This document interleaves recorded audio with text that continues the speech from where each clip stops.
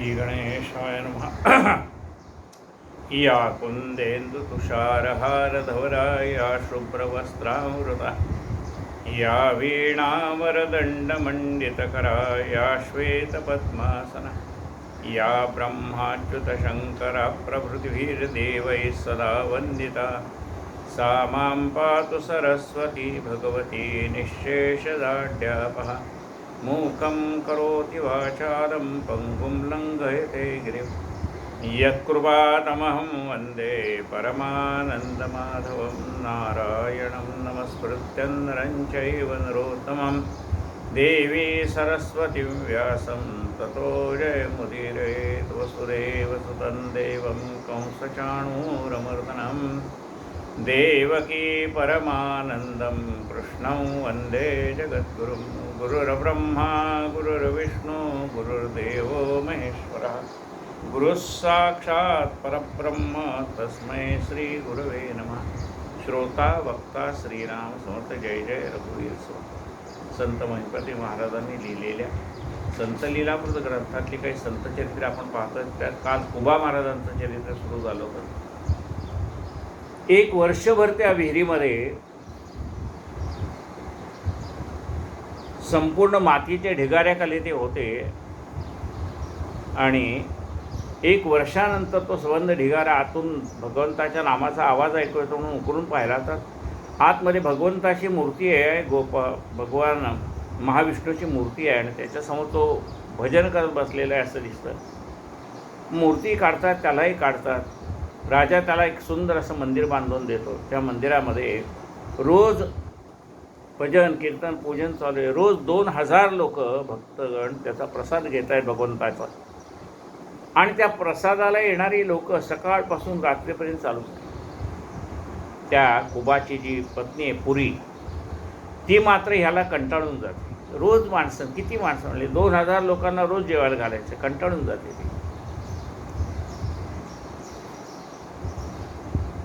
वारकरी संप्रदाय सावकार भूपती बहुत धान्य आणून देते 2 सहस्र द्विजनी स्थिती नित्य जेवते मिष्टाने।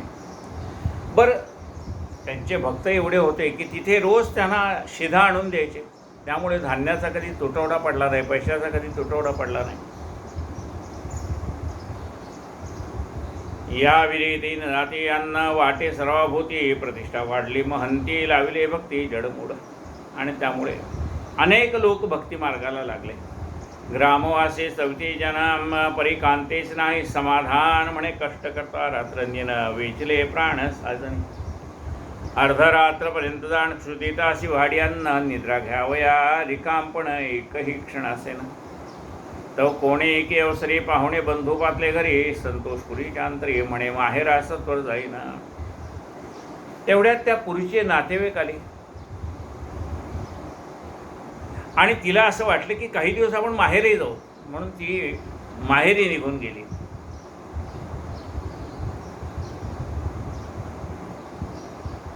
तव कोणी एके अवसरी पाहुणे बंधू पातले घरी संतोष पुरीच्या अंतरी म्हणे माहेरा सत्वर जाईना। मग दुग्धात क्षिप्रा आळवणी करून ठेवली बंधू लागोनी आणि कान्न तै क्षणी लावी कारणी संतांच्या। आता मनामध्ये विचार चाललाय की मी आता निघून जाईन का आणायचं माझ्या नातेवाईकाला, मी ह्या सगळ्या गोष्टीला कंटाळून गेले। नेमकं ती त्या दिवशी काय करते बघा। माणसाच्या मनामध्ये विचार यायला आणि कृती घडायला कसे योग आहे तो। ती आपल्या आलेल्या भावासाठी सुंदर अशी खीर तयार करून ठेवते। हे 2000 लोकांसाठी खीर आहे का? नाही। खीर फक्त तिने आपल्या भावासाठी आणि भरपूर बनवून ठेवली। तिचे आणखीन कोण नातेवाईक आले तेवढ्यासाठी बनवून ठेवलेली आहे। बाहेरच्या आलेल्या अतिथीला काही तिने खीर वाढलेली नाही। मग दुग्धात क्षिप्रा आळवणी करून ठेवली बंधू लागोनी आणि कानने क्षणी लावी कारणे संतांच्या। वाढीत असताच त्वरित बाहेरी गिर्या कोणी के मागितला भात मग वैष्णव भक्त उठला। अन्न वाढता वाढता ती काहीतरी कामानिमित्त त्या घराच्या बाहेर गेली, त्या मठाच्या बाहेर गेली। पानावर बसलेले लोक म्हणले अहो भात वाढा। हा कुबा भक्त लगेच उठला, आत गेला, कशासाठी? भात आणण्यासाठी स्वयंपाकघरात गेला।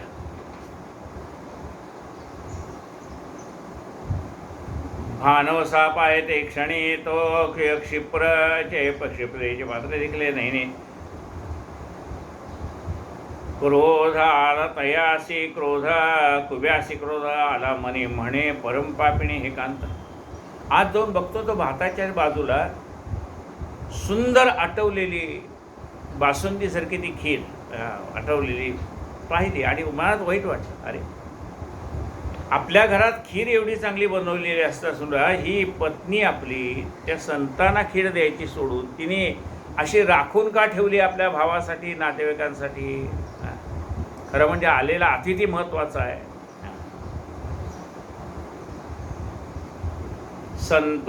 संतासी वंचून या जाण क्षीर ठेवली बंधू कारण ऐशी जी दुष्ट चांडाळ्यानं तिचे वजन पाहू नये.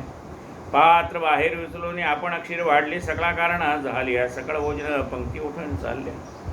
स्वतः ते दुधाचं भांडं घेतलं, खिरीचं भांडं घेतलं, सगळ्या संतांना ती खीर वाटून टाकली.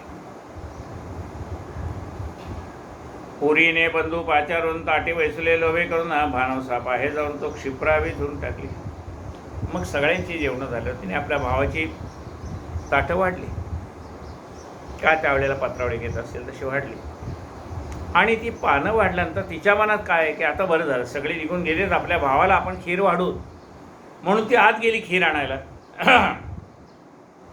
तो क्षिप्रा वेचून टाकले. परम संत आपले म्हणे वक्षस्थळ पिटले ते क्षणी अश्रुपात लोळले नाही म्हणे कुणा सांगावे माझा समाचार घ्यावे असे बंधू पातले आजचे दिवशी. क्षिप्रा टाकून ठेवलेले असे क्षिप्रा करून ठेवलेले असे ते संतास वाढले. कष्टे घोषत हो घोत कष्टे घोषला माझा प्राण कोणा सांगो गारायण. गाराणा देशोदेशी मिळून संत तयासे नवडदे. ज्याचे ठाई माझा आहे तर त्याचा सन्मान न करी किंचिता. उभा ऐकून हे मात काय बोलत कांतेसी. काय म्हणली, मी एवढ्या हजारो लोकांना जेवायला घालते आणि माझ्या भावासाठी करून ठेवलेली खीर मात्र ह्यांनी संतांना वाढून टाकली. माझ्या काही मनाचा विचार करायचा का नाही, असं ती पत्नी पुरी त्या कुंभाला सांगते. तुझं मोकळ्या वाटाचार सत्वरतेची माझे घर करून या दुसरा भरतार करी संसारी अरिती. कुंभाला राग आला. ते म्हणले अरे शास्त्रामध्ये काय सांगितलंय, पंक्ती प्रपंच करू नये. पंक्ती प्रपंच करू नये म्हणजे एकाला एक वाढायचं, दुसऱ्याला दुसरं वाढायचं, किंवा एखादा पदार्थ एखाद्या माणसाला जास्ती वाढायचा, असं याला पंक्ती प्रपंच म्हणतात. सगळ्याला जर तुम्ही एक एक डाव खीर वाढली असेल आणि तुमचा एखादा नातेवाईक त्या पंक्तीत जेवायला बसला असला तर त्याला 2 डाव खीर वाढायची, म्हणजे काय झालं, पंक्ती प्रपंच झाला. जेवायला लोक बसले, भाकरी वाढताना सगळ्याला चतकोर चतकोर भाकरी. आणि आपला नातेवाईक दिसला की, आपला मित्र दिसला की त्याला अर्धी सबंध भाकरी. याला पंक्ती प्रपंच म्हणतात. पंक्तीमध्ये हे चालत नाही. चांगलं आपल्यासाठी काढून ठेवायचं, साधं लोकाला वाढायचं, हे सुद्धा पंक्तीत चालत नाही. पंक्तीमध्ये राजापासून रंकापर्यंत सर्वांना एकच न्याय असतो. त्याच्यामध्ये दुजा न्याय चालत नाही. आपल्यासाठी तर आधी काढून ठेवू नये, शिल्लक राहिलं तर आपल्याला मिळेल, नाही मिळालं तरी हरकत नाही. लोकाला वाटल्यातला आनंद असतो ना, आपल्याला मिळण्यापेक्षा लोकाला वाटल्यातला आनंद फार मोठा असतो. तो पत्नी सांगतो तुला राहायचं असेल इथे तर राहा बाबा, नसेल तर असा पंक्ती प्रपंच केलेला मला आवडणार नाही, तुला पाहिजे तर तू निघून जा. दश दिशा मोकळ्या तुझसी. तुझं मोकळ्या वाटा चार सत्वरतेची माझी घर करून या दुसरा भरतार कंठी संसारी आली ती. कांता म्हणे ते क्षणे ऐसेचे आहे माझे म्हणे पडतो न ये तुझे सदनी निश्चय म्हणे असो. नाही म्हणले माझ्याही मनात बरेच दिवस विचार हात चालला होता, तुम्हाला सोडून द्यावं आणि दुसरा नवरा करून राहावं. निदान मी प्रपंचात रमेन, तुम्ही सगळे परमार्थात रमलेले आहेत, मला यांच्याशी काही कर्तव्य नाही. मला स्वतःला फक्त प्रपंच करायचं आहे, ते तुमचं तुम्ही परमार्थ करा, मी दुसरं लग्न करीन, मी प्रपंचात आनंदी राहीन, तुम्ही परमार्थात आनंदी राहा. कांता म्हणे तै क्षणी ऐसेच आहे माझे मनी परतो नये तुझे सदनी निश्चय म्हणे असो रे. बंधू सांगा ते क्षणी माहेर गेले ते कामिनी ते तिकडे दुसरा व्रतार करून घरचारणी ते झाले. तिचे भाऊ पण तिचीच बाजू घेत आहे. कशाला राहते ताई इथे, तर चल तुला दुसरा नवरा करून देतो, घेऊन गेले. दुसरं लग्न केलं तिने. परमा संतोषे कुबाभक्त म्हणे, तुटली कर्कशेची संगत, शिष्य संप्रदाय साहित्यकृत न्यून किंचित पडेना. बरं झालं. आता यापुढे तर माझ्या घरी पंक्ती प्रपंच होणार नाही. ब्राह्मण भोजन क्षुदितासे अन्न, पहिल्याहून विशेष गुण रात्री होत असे. हरिकीर्तन पुराण श्रवण इत्यादी. देशोदेशी प्रगटली वार्ता, म्हणती संता निमित्त तेजली कांता, ऐसा निश्चय नव्हे सर्वथा भगवत भक्ता वाचुनी.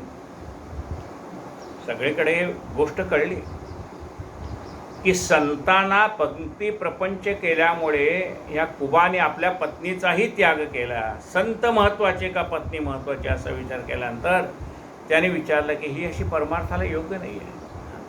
पंक्ती प्रपंच करणारी पत्नी आपल्याला नको, तिला पाहिजे तर तिने तिच्या मनावर दुसरं लग्न करावं. त्याप्रमाणे तिने लग्न पण केलं. म्हणजे तिचं लग्न तिचं मन त्याच्यात नव्हतं, प्रपंचामध्ये, जे परमार्थामध्ये निघून गेले. एका पोटासाठी संत होती, एक पोटासाठी संत होती, जना माझी वाढती म्हणते, मग दुसरे लग्न करते, पुढे संत देव व्हावया. काही काही लोक तर म्हणाले आधी मठ स्थापन करतात आणि मग लग्न करतात. पुन्हा ती समजा बायको सोडून गेली तर दुसरे लग्न करतात. एक पोटासाठी संत होती, जना माझी वाढता महंती, मग नवे सर्वता दुसरे लग्न करते, पुढे संत देव व्हावया. एक जावोनी दरबारात म्हणे, मी झालो हरिभक्त, कांता माझी न माने सत्य, शिक्षा तो तिथे करा. असो अधीर वैरागी बहुत उदंड आहे ती जनात, त्यासी प्रपंचना परमार्थ सर्वता निश्चित घडेना. याला अधीर संन्यासी असं म्हणतात. अशा पद्धतीचे म्हणजे कोण, ज्याचं परमार्थ हे निमित्त आहे आणि बाकी सगळा प्रपंच आहे, अशा माणसाला म्हणतात अधीर संन्यासी. अरे तुला प्रपंचच करायचं तर प्रपंच आनंदाने कर, मग परमार्थाला कशाला पडतो. काहीतरी एक करावं, एक तर चित्त एके ठिकाणी राहावं. प्रपंच करायचा ना, मग नुसता प्रपंचच करत बसावं. मग परमार्थ करताना परमार्थातली जी पथ्ये ती पाळता आली पाहिजेत ना. एक जाऊन दरबारात म्हणे, मी झालो हरिभक्त, पैसा नव्हे असो अधीर बैरागी बहुत उदंड आहे तिच्या नात, ते असे प्रपंचना परमार्थ सर्वता निश्चित घडेना. म्हणून अशा त्या साधू लोकांना, अशा त्या बैराग्यांना काय म्हणतात, अधीर वैरागी. त्यांना काय होतं, त्यांना धड प्रपंचही होत नाही आणि धड परमार्थही होत नाही. तैसा नव्हे कुबा भक्त, देही असोनी विदेह स्थित, कांता टाकून गेली तया, त्वरित परिखेद चित्तात वाटेल. पत्नी निघून गेली, पण त्याची मनाला खंत नाही का पत्नी निघून गेली म्हणून आनंद नाही. बघा, दोन्ही गोष्टी आहेत महत्त्वाच्या. बायको निघून गेली म्हणून याला आनंद झालाय का, नाही.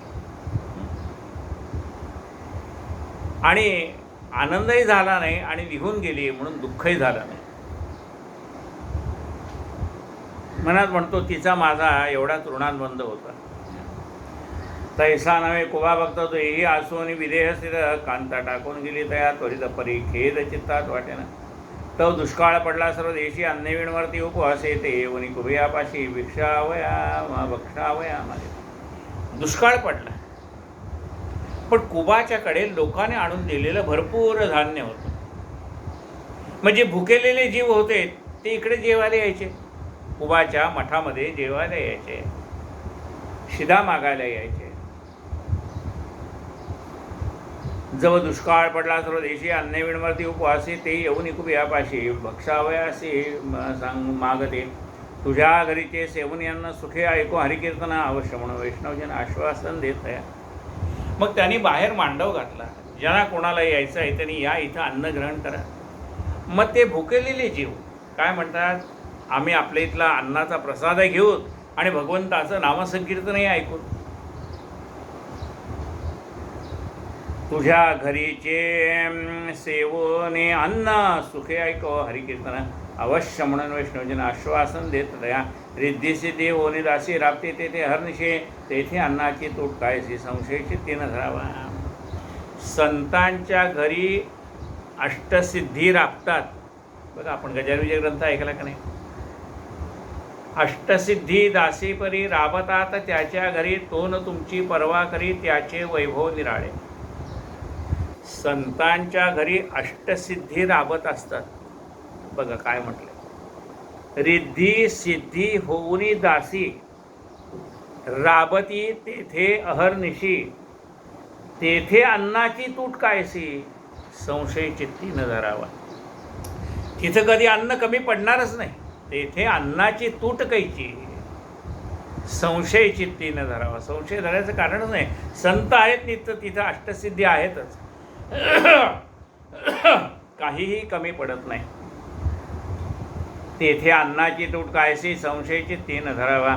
ईश्वरी इच्छा ऐसी जाण की भक्ताशी लागावे भक्तीस लागावे जना म्हणून पडल्या वषण येते धावून ते ठाया. भगवंताची इच्छा अशीच असते. काय? या अन्नदानाच्या निमित्ताने अनेक लोक भक्तिमार्गाला लागावे. त्यांच्या मुखामध्ये भगवंताचा प्रसाद गेला तर तेवढीच त्यांची बुद्धी पण सात्विक होऊन जाते. त्यांनाही भक्तीची गोडी लागते. हे अन्नदानाच्या निमित्ताने घडतं. ईश्वर इच्छा ऐसी जाण की भक्तीस लागावी जन म्हणून पडले आवर्षण येते धावून तैढाया. कांतेने प्रसार केला दुसरा पण बोलिले जाते अवसरा की परतो नाही घरा ते रुक्मिणीवरा नसाय. निजभक्तांचा अभिमान सिद्धीस नाही जगजीवना अभक्तांचे पाडी होण फजिततेने देवते. पहा पांडवासे नाना रीती छळी दुर्योधन कुमदे परिसंकटे पावन द्वारकापदी केले अपकीर्ती दुष्टांचे. देवाला आपल्या भक्ताचा अभिमान असतो की त्याची पुरी पत्नी त्याला सोडून गेली याचा देवाला राग आलाय. एवढा चांगला नशिबाने तुला संत नवरा मिळाला आहे त्याला तू सोडून गेलीस. भगवंताला राग आला. म्हणाली हिला हिची शिक्षा मिळायलाच पाहिजे. भगवंताच्याही मनात आहे. कारण भगवंताला काय होतं ते का त्याला किती नावं ठेवा तो नाही रागवत. पण त्याचे जे आवडते भक्त आहेत संत त्यांना जर कोणी त्रास दिला तर तो भगवंताला सहन होत नाही. पहा पांडवासी नाना रीती. पांडवांना कौरवांनी अनेक प्रकारे छळण्याचा प्रयत्न केला. एकदा तर दुर्वास ऋषी आले. दुर्योधनाने त्यांची चांगली आगत केलं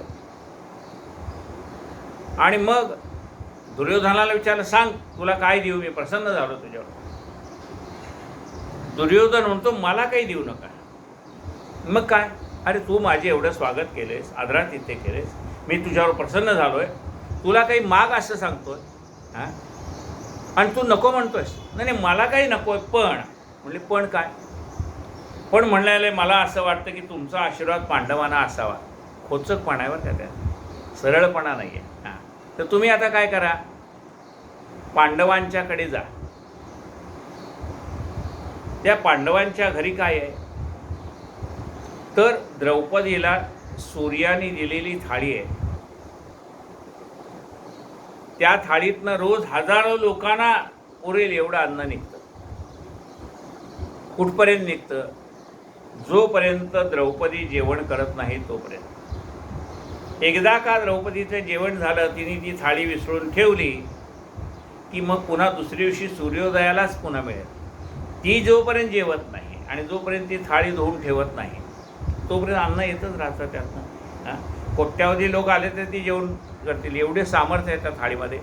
पण ती थाळी का एकदा धुतली की मग एकाही नवीन आलेल्या अतिथीला त्याला जेवायला घालता येत नाही. कारण ते काही साठवून ठेवतच नाहीत ना. पांडवाने असं केलं आहे का की आपली जेवढं झालं तर चला बाबा साठवून ठेवा. साठवून ठेवायचा प्रश्न नव्हता. हां त्यामुळे त्यांच्या घरात कणभरसुद्धा अन्न नसणार आहे किंवा थाळी घासून ठेवली की. आणि आता साठवायचा प्रश्नच नाही ना. थाळीतनं सगळं अन्न निघतं म्हटल्यावर काय प्रश्न. त्यामुळे घरात काय अन्नाचं कण नसणार आहे. थाळी धुतल्यानंतर तिच्याजवळ काही नसणार आणि तुम्ही तिच्या दारामध्ये जा. हे 1000 शिष्य आहेत ना तुमचे त्यांना बरोबर घेऊन जा आणि तिला सांगा की आम्हाला जेवायला घाला. पण कधी जायचं? तिने ती थाळी धुवून ठेवल्यावर जायचं. पूर्वीच्या काळी काय होतं, सूर्यास्ताच्या आधी जेवणं होत होती, कारण पुढे सगळा अंधार पडून जायचा. आता आपल्याकडे लाईट आहेत, हे सगळं. मग संध्याकाळच्या वेळेला सगळे अतिथी झाले. आता ते बरं पांडवसुद्धा कधी जेवायला बसायचे, सगळ्या अतिथींचं झाल्यानंतर. त्याप्रमाणे सगळ्या अतिथींची जेवणं झाल्यानंतर पांडव जेवायला बसले. त्यानंतर द्रौपदीने ती थाळी धुतली, ठेवून दिली. आता तेवढ्यात ते दुर्वास आले 1000 शिष्याला घेऊन.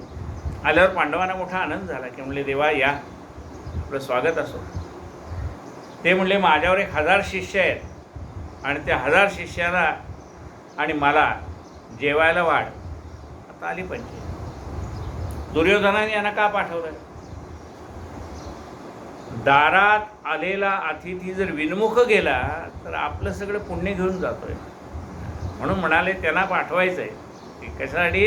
याने नाही म्हणावं अशी त्यांची इच्छा होती. पांडवांनी नाही म्हणावं की आम्ही तुम्हाला जेवायला घालू शकत नाही, आणि त्यांना परत जायला सांगावं, म्हणजे पांडवांचं सगळं पुण्य घेऊन ते जातील, असा विचार केला. सांगितलं की आम्हाला जेवायला वाढा. धर्मराजा म्हणाला हरकत नाही, आम्ही जेवायला वाढू. तुम्ही असं करा, तुमच्या अजून म्हणजे संध्याकाळची, सूर्यास्त आता व्हायचं आहे अजून, म्हणजे सायं संध्या म्हणतात त्याला. तर त्या सायं संध्येला तुम्ही जाऊन या. अजून काही सूर्य अस्ताचलाला गेलेलं नाही आहे. सूर्य अस्ताचलाला जायच्या आधीच लोक जेवणं करत होते, बरोबर. त्यांची जेवणं झालेलीच होती, थाळी धुवून ठेवलेली होती. पण तरीसुद्धा धर्मराजा काय म्हणतोय, तुम्ही स्नान करून या, संध्या करून या, तोपर्यंत मी इकडे जेवायची काहीतरी व्यवस्था करतो. कशाच्या जोरावर बोलतोय धर्मराजा? काही नाही आहे त्याच्याजवळ, पण कशाच्या जोरावर बोलतोय? त्याला माहिती आहे की भगवंताने त्याला वचन दिलं आहे. काय? मै हूं ना, काय देवाने वचन दिलं आहे, योगक्षेमं वहाम्यहं परित्राणाय साधूनां विनाशाय च दुष्कृतां धर्मसंस्थापनार्थाय संभवामि युगे. आणि जे भक्त मला शरण आलेले आहेत, योगक्षेमं वहाम्यहं, त्यांचा योगक्षेम मी चालवतो. हे भगवंताने दिलेलं वचन त्याला माहिती आहे. त्यामुळे त्याचा भरोसा कोणावर आहे? त्याचा भरोसा त्या भगवंतावरती आहे. गोपालकृष्णावर भरोसा आहे. द्रौपदीला सांगितलं असं असं संकट आलं आहे, काय करावं? आता भक्त चिंतेत आहे ते पाहिल्याबरोबर गोपालकृष्ण प्रगट झाले तिथे. अहो त्याला काय हाक मारायची काय? श्रीकृष्ण गोविंद हरे मुरारे हे नाथ नारायण वासुदेव, हाक मारायची पण त्याला जरूर लागली नाही. मनातल्या मनात त्यांनी चिंतन केलंय, कोणाचं? कृष्णाचे. कृष्णा आता आम्ही काय करावं? हाक मारलेली नाही, फक्त मनातल्या मनात विचार आहे, देवा आता मी काय करू? देव म्हणलं काही करू नको, मी आलोच. भगवंत प्रगट झाले. द्रौपदीला आनंद झाला की आता आपली सत्वपरीक्षा पाहायला आले ते ऋषी, आणि माझा भाऊ आलाय, काहीतरी तो यातनं मार्ग काढेल. पण कृष्णाने आणखीन काय केलं? ताई मला भूक लागली, मला जेवायला वाट. ते म्हणले अरे एवढे माणसं परीक्षा माझे पाहायला आले, तुम्हाला मदत करायचं सोडून मला पण पुन्हा संकटात टाकतो का? नाही म्हणायची वेळ आणतो का माझ्यावरती? म्हणले ताई तुझ्या घरात आणि नाही हा शब्द कसा असेल? नाहीच आहे, तुझ्या मुखातनं नाही हा शब्द निघणार नाही. जा म्हणले, बघ तुझी थाळी धुवून ठेवलीस ना, त्याला एखादा पान राहिला असेल, घाईघाईत तुम्ही भांडी घासता टाळायला एखादं काहीतरी अन्नाचा कण त्याला राहिलेलं असतं. बघ म्हणले काय आहे का? बघता त्या खरोखर त्याला एक भाजीचं पान लागलेलं आहे, तसंच राहिलेलं असतं मागच्या बाजूला. त्या थाळीला असे खाचा असतात, त्याच्यात कुठतरी ते पान अडकलेलं असतं. भगवंत म्हणतो तेवढं पान काढून मला दे. ते पान काढून भगवंताने खाल्ल्यावर भगवंत तृप्त होतो. आता भगवंत तृप्त झाल्यानंतर काय झालं, यांची सगळ्यांची पोटं ॲटोमॅटिक भरली गेली. कोणाची? या 1000 शिष्यांची, दुर्वासाची. मग सांगितलं कोणाला? भीमाला. जा म्हणले त्यांना घेऊन ये. घेऊन ये म्हटल्यानंतर भीमाने खांद्यावर गदा टाकली आणि निघाला. चला म्हणले महाराज स्वयंपाकाची तयारी झालेली आहे, आपण चला जेवायला. स्वयंपाकाची तयारी म्हणजे काय, ते आल्या आल्या नसतो प्रार्थना केली की त्यातनं अन्न निघणारच होतं. त्यांनी काय सगळ्या 1000 माणसाचं अन्न तयार करून ठेवलेलं नव्हतं. आले की लगे त्यातनंच काढायचं आणि द्यायचं आहे ना. चला म्हणाले तयार आहे. पण ह्यांची तर पोटं भरलेली आहेत, एकरा येत आहेत. का? भगवंतानी घास खाल्ला आहे, ह्यांची पोटं भरली. भगवंताची लीला आहे ती, त्याची फोटो भरले. त्यामुळे ते म्हणले आता जर तिथं जाऊन आपण अन्न नाही खाल्लं तर ही हातातली गदा तशीच आपल्या डोक्यावर मारल्याशिवाय राहणार नाही. सगळ्या शिष्यांनी विनंती केली दुर्वासांना की महाराज आम्हाला तिकडे घेऊन जाऊ नका, एक कणसुद्धा आता आमच्या पोटात जाण्याची जागा शिल्लक नाही, आपण इथनंच परत जाऊ. नाही तर भीमाच्या गदेचा प्रहार आपल्याला सहन करावा लागेल. दुर्वासाने सुद्धा सांगितलं, भीमा अरे आम्ही येणार होतो, पण आत्ताची परिस्थिती विचारशील तर आत्ता आम्ही तृप्त झालेलो.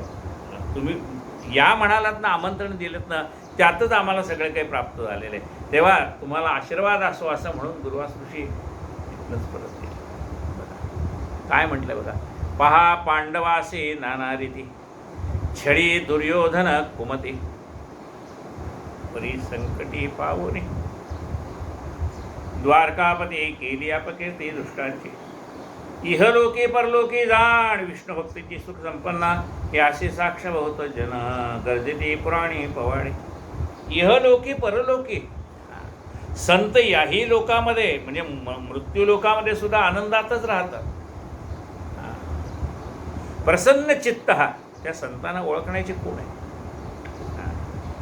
जसं लहान मूल कुणाचं आहे असो, ते लहान मूल पाहिल्यानंतर आपलं मन प्रसन्न होतं की नाही, की का त्याच्या निरागसपणा आहे, त्या लहान मुलाच्या चेहऱ्यामध्ये निरागसपणा आहे, आणि त्यामुळे तो निरागस त्याच्या चेहऱ्यावरती असणारा तो निरागस आनंद पाहिल्यानंतर आपल्याही मनामध्ये आनंदाच्या लहरी निर्माण होतात. तसं संतांचं आहे, संतांचाही चेहरा प्रसन्न मुख असतो.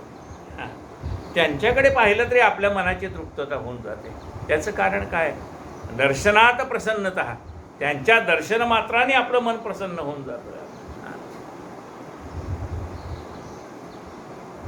इहलोकी परलोकी जाण विष्णू भक्तची सुख संपन्न, ह्या लोकात असो मृत्यू लोकात असो का परलोकात असो, त्यांच्यावरती कितीही आपत्ती आली तर त्यांच्या मनाची द्विधा मनस्थिती कधीच नसते.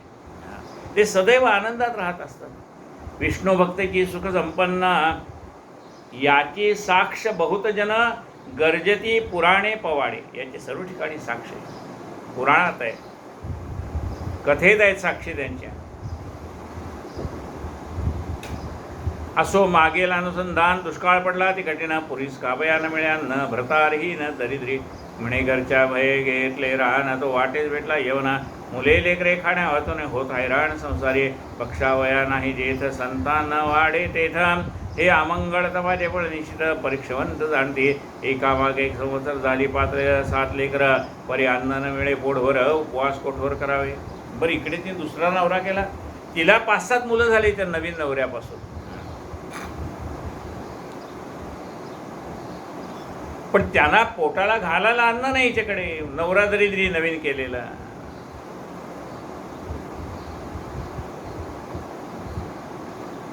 फक्त त्याच्यामध्ये विशेष गुण काय होता, हिने बस म्हटली की बसत होता, उठ म्हटलं की उठत होता, एवढंच त्याच्यातलं, बाकी त्याच्याकडे काही नव्हतं. एकामागे एक संवत्सर झाली 5-7 लेकर, परी अन्न न मिळे पोटभर, उपवास कोठवर करावे. पुरी म्हणे अवसरा पहिलाच भ्रतार होता बरा, गांधर्व विवाह केला दुसरा, आता या पारा काय करू. अगं म्हणाल त्यापेक्षा माझा पहिला नवरा चांगला होता, कशाला ह्याच्याशी मी लग्न केलं, कशाला दुसरा संसार केला, त्याला सोडलं नसतं तर बरं झालं असतं, असा विचार त्या मनात यायला लागला.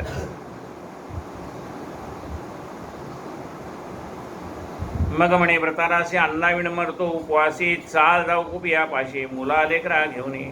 मग नवऱ्याला सांगितलं चल बाबा, आता माझ्या पहिल्या नवऱ्याकडे चल, तो दयाळू आहे, त्याच्याकडे आपण जाऊ आणि त्यांना सांगूत की आम्हाला पोटाला घाला काहीतरी.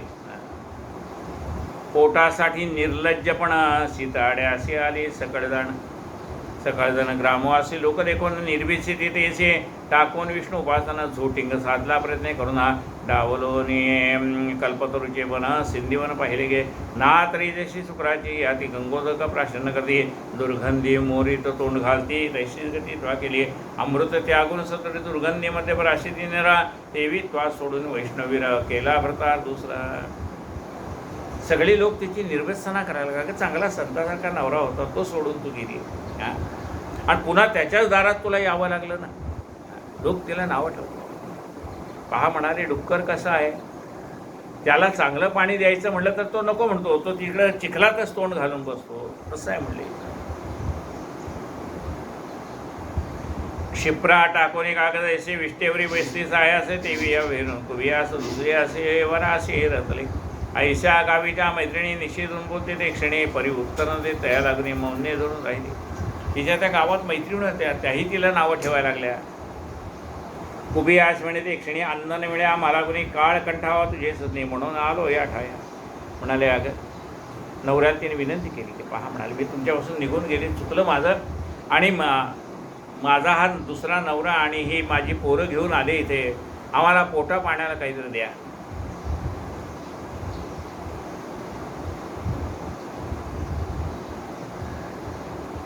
अवश्य म्हणे वैष्णव भक्त सुखे बाहेर राहा समजतं, अन्न शांती होते होत तुम्ही येत असावे. ते सांगितलं ठीक आहे, बाहेर मांडव टाकलाय, त्या मांडवात तुम्ही राहा. इतक्या लोकांना अन्नदान होतंय, त्यात तुम्ही 2 घास खा. तू हा भ्रतार केला सायास जोडीला आम्ही परमपुरुष, परिभाग्य कोणाचे विशेष ऐसे आम्हाला सांगावे. म्हणले फक्त मी तुला एक प्रश्न विचारतो. बायकोला त्याने विचारलं. काय विचारलं? मी तुला एक प्रश्न विचारतो. तू दुसरा नवरा केला आणि मी भगवंताला सोडलं नाही, कोण भाग्यवान आहे विचार कर. अगं तू पण भगवंताची सेवा केली असती तर तुझं पण भाग्य उदयाला आलं असतं. तू हा प्रतार केला सायास जोडीला आम्ही परमपुरुष, परिभाग्य कोणाचे विशेष ऐसा मा सांगावे. एरी लज्जित होऊन पाय सर्वथा उत्तर नेती काही, ईश्वर क्षोभला जाई ठाई तरी उपाय नाही सर्वथा. पोटावरी दृष्टी देऊनी भ्रतासहित राहिली अंगणे, मुले लेकरांना भक्षिणी संतोष म्हणे पावते. आणि चरित्र केदिने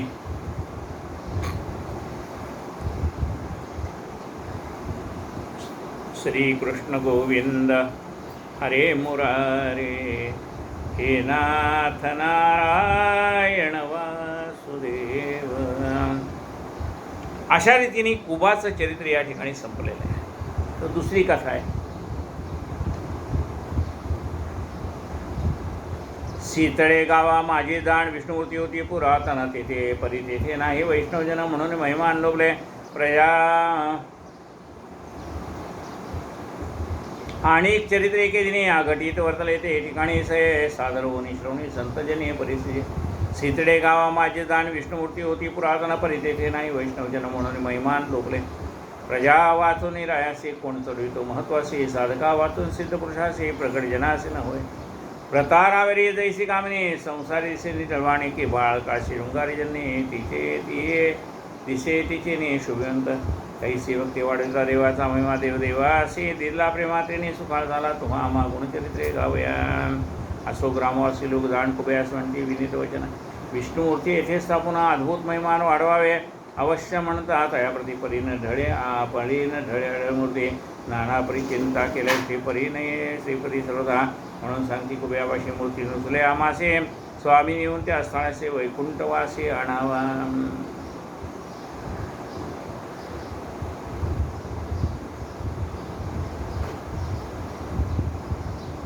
एके ठिकाणी विष्णुमूर्ती होती, पण त्या ठिकाणी कोणी भक्त जमत नव्हते. पूर्वीच्या काळी तिथे मोठं ऐश्वर होतं, पण आता तिथे भक्त जमत नाही. म्हणले का जमत नाही? कारण त्या ठिकाणी संत नाही, नुसता देव नाही, देवाचं महत्त्व कोण वाढवतो? संत वाढवतात. आणि मग त्या ठिकाणी कुणीच नसल्यामुळे सगळे आले ह्या कुबाकडे, आणि कुबा सांगितलं बाबा एक कर, ती विष्णुमूर्ती आहे ना इथं नुसतीच, तिच्यापुढे कोणी नाही, तेव्हा तिला एखाद्या ठिकाणी स्थापन कर. तर आम्ही उचलायला जातो तर मूर्ती उचलत नाही, तू चल आमच्याबरोबर. कुबाला त्याने सांगितलं. भ्रतारा विरहित जैसी कामिनी संसारी दिशी निढळवाणी, की बाळकाशी शृंगारी जन्नी दिसे तिचे आणि शोभिवंत. आता आपण पुष्कळ ठिकाणी पाहतो बिल्डर काय करतो, एक मंदिर बांधून देतो, पण ती मंदिरं ओस असतात. म्हणजे मंदिर नाही का? आहे.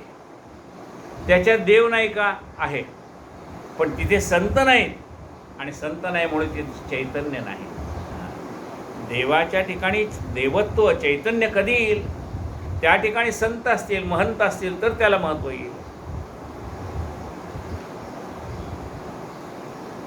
बघा काय उदाहरण देतो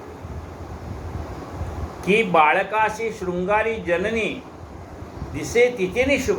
लहान मुलाला काय कळतं? पण तिची त्या लहान मुलाची शोभा कोण वाढवतं?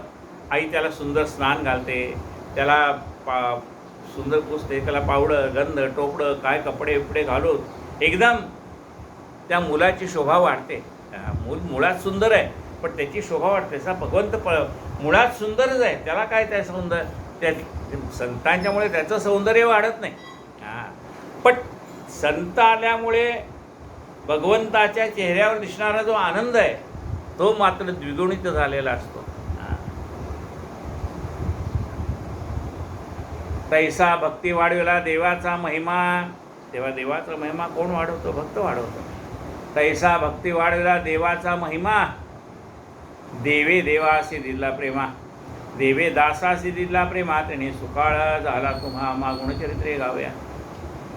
आणि भक्तांनी देवाचा महिमा वाढवला, त्यामुळे देवाच्याही मनात कुणाविषयी प्रेम आहे? संतांच्या विषयी प्रेम आहे. आणि संतांनाही कुणाविषयी प्रेम आहे? भगवंताविषयी प्रेम आहे.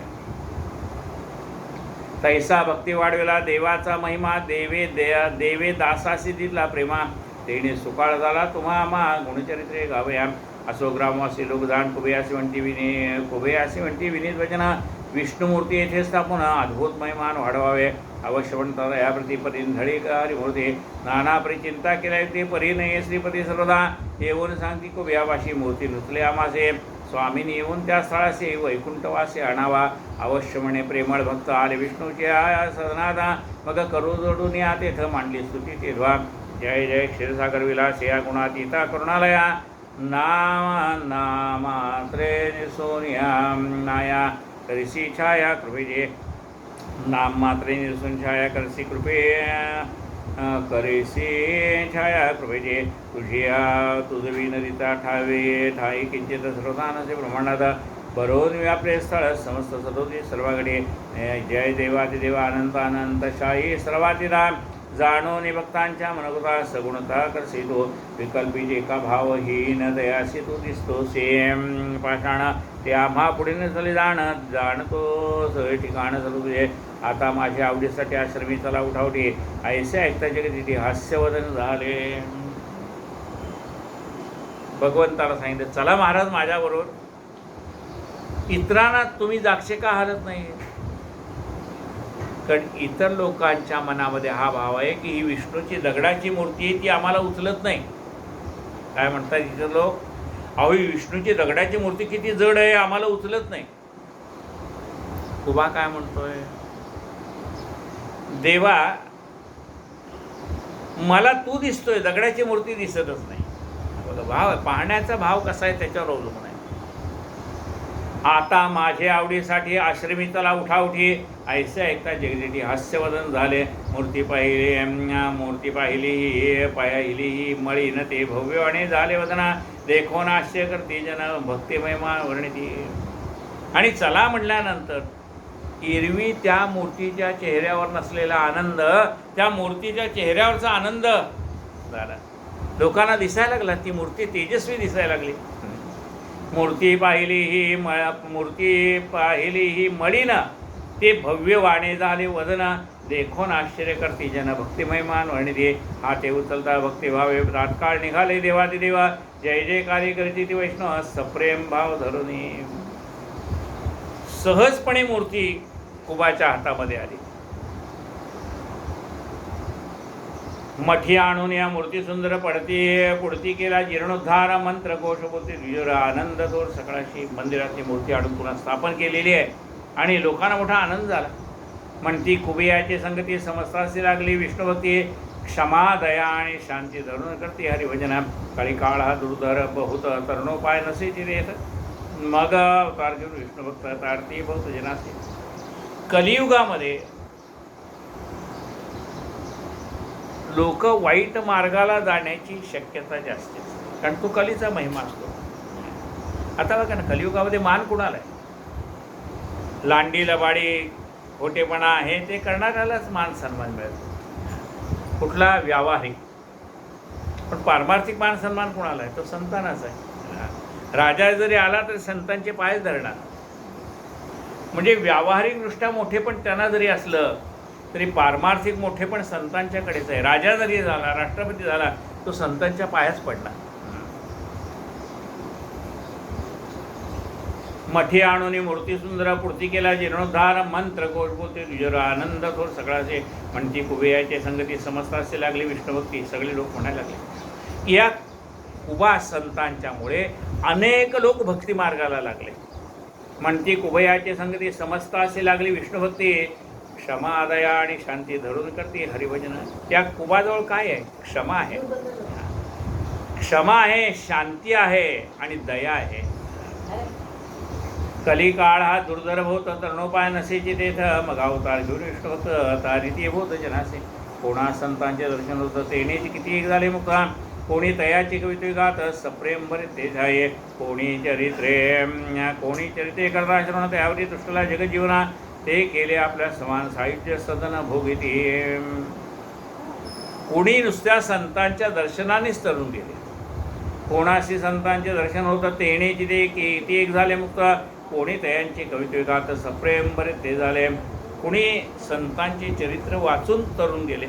जसं आपण गजानन विजय ग्रंथ वाचतो, अनेक गुरुचरित्र वाचतो, संतांचे चरित्र वाचूनच किती लोक तरुण गेले. कोणी चरित्रे करता श्रवण त्यावरी तुष्टला जग जीवन. कोणी भक्तांचे संतांचे देवाचे चरित्र ऐकून उतरून गेले. कोणी चरित्रे करता श्रवण त्यावरी तुष्टला जगजीवन. ते केले आपल्या समान साहित्य सदन भोगदे. पुढे निरूपणाती सुरेख श्रवणेचे श्रोते भावती सुखा. त्याहून परते नाही आणि मंगलदायक सर्वाचे. जो अच्युतानंद आनंद सरोजितानंद कंद. महिपती श्री देवने अक्षय वरद वदवी स्वच्छंदे भक्त करा. स्वस्ते श्री संत लीलामृत ग्रंथ श्रवणेची पूर्ती मनोरथा. तात्काळ दिसणे महादुरित त्रयोविंशतमोध्याय घोडा. श्रीकृष्णार्पणमस्तु. श्रीकृष्ण गोविंद हरे मुरारे. हे नाथ नारायण वासुदेव. श्रीकृष्ण गोविंद हरे मुरारे. हे नाथ नारायण वासुदेव. सद्गुरु गजानन महाराज की जय. आरती पंढरीश प्रभुजी कमल जापती विठ्ठलाची. हे विदे चरण विटेवरती सावळी घनश्याम मूर्ती. गळ्यामध्ये पुष्पहार रुळती फुले त्यावरी वैजयंती. लाजला पंचबाण जासी लाजला पंचबाण जासी. असे ते वदन कमल समनयन हरफले भान पाहताचे. उभी ही माय अनाथांची. आरती पंढरीश प्रभुचे कमल जापती विठ्ठलाचे. कटीला पीतांबर कशिला कस्तुरी तिलक भव्य भार. मिथिना बिरगुलाला दर्शना संत संगहाला. जल्लरी टाळ वाजताना जल्लरी टाळ वाजताना. नाचती भक्त प्रेम अत्यंत गुंतले चित्त हरी पाये. गुंतले चित्त हरी पाये. गणूला पाव विठबाई. आरती पंढरीश प्रभुजी कमल जापती विठ्ठलाची. सद्गुरु गजानन महाराज की जय.